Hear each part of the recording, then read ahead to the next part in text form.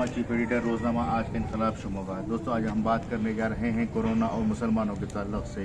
Corona जब से हिंदुस्तान में आया है उसके बाद से मुसलसल मुसलमानों को बदनाम किया जा रहा है और मुसलमान भी इस बदनामी से हटने के बजाय, इस बदनामी का दिफा करने के बजाय खामोश इख्तियार किए हुए हैं, जिसकी वजह से फ़िरक़ा परस्तों के हौसले बुलंद हो रहे हैं।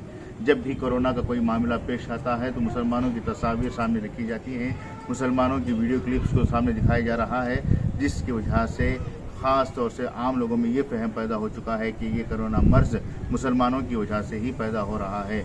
लेकिन हकीकत इससे बिल्कुल बरअक्स है।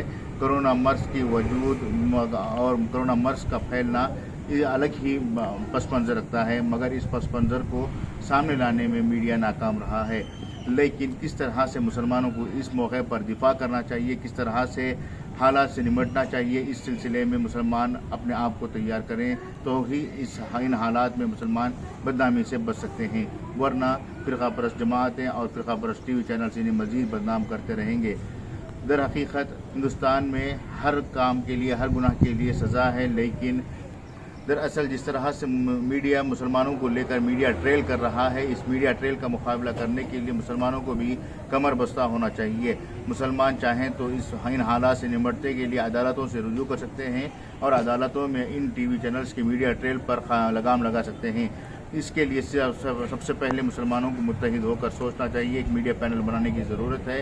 ये मीडिया पैनल मुसलमानों पर उठ रहे इल्ज़ामात को नोट करे और इसे अदालत में ले जाकर चैलेंज करे कि किसी ख़ास शख्स या किसी ख़ास फ़र्द की वजह से सारी की सारी जमात को, सारे के सारे मुसलमानों को बदनाम ना करें। अगर ऐसे मीडिया ट्रेल पर काबू नहीं पाया जाता है तो फ़िरक़ा परस्तों के हौसले बुलंद होने लगेंगे और वो मुसलमानों को मज़ीद बदनाम करने लगेंगे। दूसरी तरफ मुसलमानों की भी बहुत बड़ी ज़िम्मेदारी है, ख़ास तौर से तबलीगी जमात से लौट रहे अफराद की ये ज़िम्मेदारी है कि जब वो जमात से वापस लौटें तो अपने आप को घरों में छुपा कर बिठाने की बजाय मुकामी अस्पतालों से रुजू करें, मुकामी डॉक्टरों से रुजू करते हुए अपनी सेहत के ताल्लुक़ से इत्मीनान बख्श तस्दीक करवा लें, ताकि फ़िरक़ा परस्तों को ये मौका ना मिले कि वो कल आपके ऊपर उंगली उठा सकें। कई लोगों के ताल्लुक़ से देखा जा रहा है कि वो सीधे जमात से छुप छुपा कर घरों में पहुंच रहे हैं और अपने आप को घरों में ही बंद करते हुए ये सोच रहे हैं कि वो महफूज हो चुके हैं, लेकिन ऐसा नहीं है।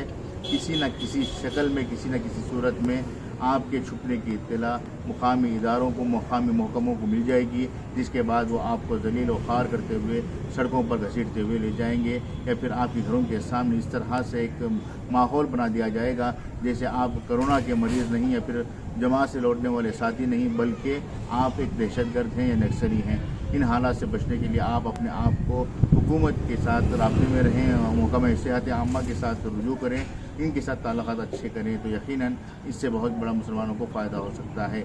तीसरी अहम बात यह है कि कई तंजीमें और इदारे खामोश बैठे हुए हैं कि कोई ना कोई इन हालात में मुसलमानों की क़यादत के लिए आगे आएगा, लेकिन अभी मज़ीद सोचने समझने की ज़रूरत नहीं है। अगर सोचते रहेंगे तो मुसलमानों को और बदनाम कर दिया जाएगा।